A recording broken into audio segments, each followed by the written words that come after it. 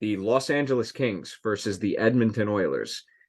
Well, Liam, we mentioned this last episode. The Oilers are kind of on fire, and I feel like that's not even a good enough term because in their last 21 games, they went 18-2-1. Yep, there it is. Now Some, we have a saying for wrestling fans that a team or a wrestler can get white hot, which means as hot as you can possibly be, as popular as you can possibly be at a particular point in time. And I think that's what we're seeing right now with the Oilers, because ever since that trade for Matthias Ekholm, they've been he was literally the missing piece for them. Or at least that's how it's looking like right now. And let's not also forget that they acquired Nick Bukestad too, and in the process traded away Tyson Barrie, who I didn't really think was a good fit for that team in the first place, and Jesse Puljujarvi, a former fourth overall pick. I yeah, apologize for the pause there.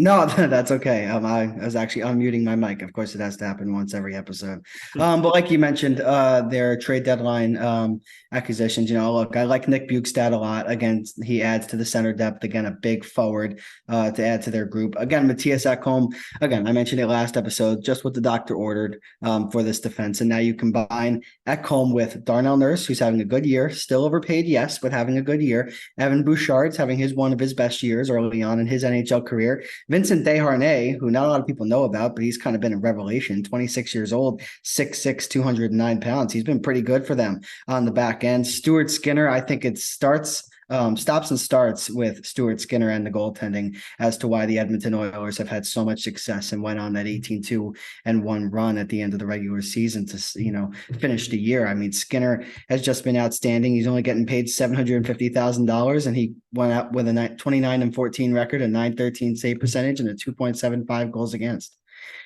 For a team that Mike Smith just wasn't getting it done for them. There's the ESPN location notification that comes on every single time.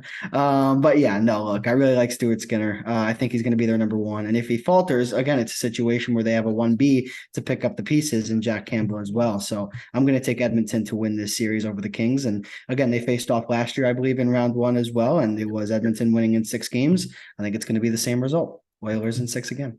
Was it 6 or 7 last year? I believe it was 6, but I can double check. It was 7 last year, but I'm going to take the Oilers in 6.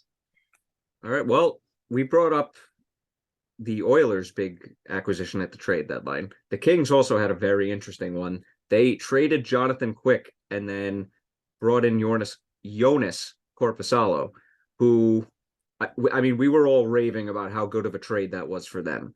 But in the long run, the Kings lost 5 of 9 to end the season. Like I said, I told you I was going to be all over with these numbers.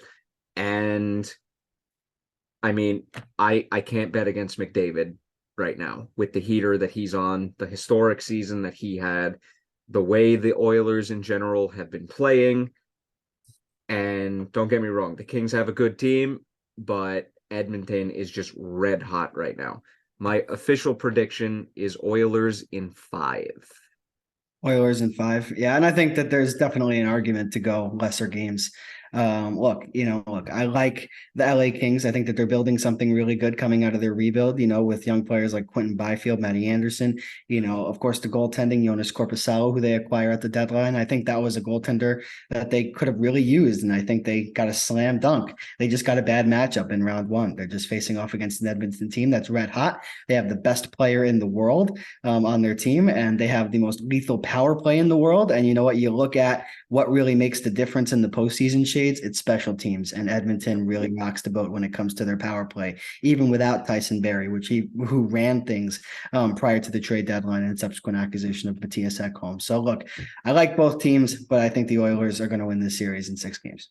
Notice how we did not even bring up Zach Hyman, Evander Kane, or Leon Draisaitl throughout all of that. That's how confident we are in the Oilers against the Kings this year. Yep. And Zach Hyman and Evander Kane for me just add to that depth for the Oilers. And, it's been a combination of things for the Oilers, right? In their last few playoff runs as to why they haven't had success. Sure, you can point at the goaltending. You can look at Mike Smith. Everybody loves to point at the defense, which is warranted. But for me, like it is with a lot of other team shades, it was the lack of depth in their forward group. And I think they have that now. And I think Leon Draisaitl is having a great year. I think Nugent-Hopkins with a 100-point season, who we didn't mention either. You didn't even mention him in the secondary thing on the Oilers, the 100-point Ryan Nugent-Hopkins. Again, their depth is unbelievable. Zach Hyman was a great player for the Leafs. Again, not a great contract, but again, he's paying dividends for the Oilers right now. And I just think that the Kings are too young of a team. Their time is coming. It's not right now. It's the Oilers' time, and they're going to win this series. Yeah, so Liam, you have them Oilers in 6. I got them in 5 over the Los Angeles Kings. You know what? I'm looking at my bracket right now on NHL.com, and I did this before the episode started. I actually put Edmonton in 5, so switch me back to Edmonton in 5. I'm going to stick with my original gut prediction, not change it. As the host and executive producer of this podcast, I will allow it because it is your official bracket. Thank you, sir. You're welcome.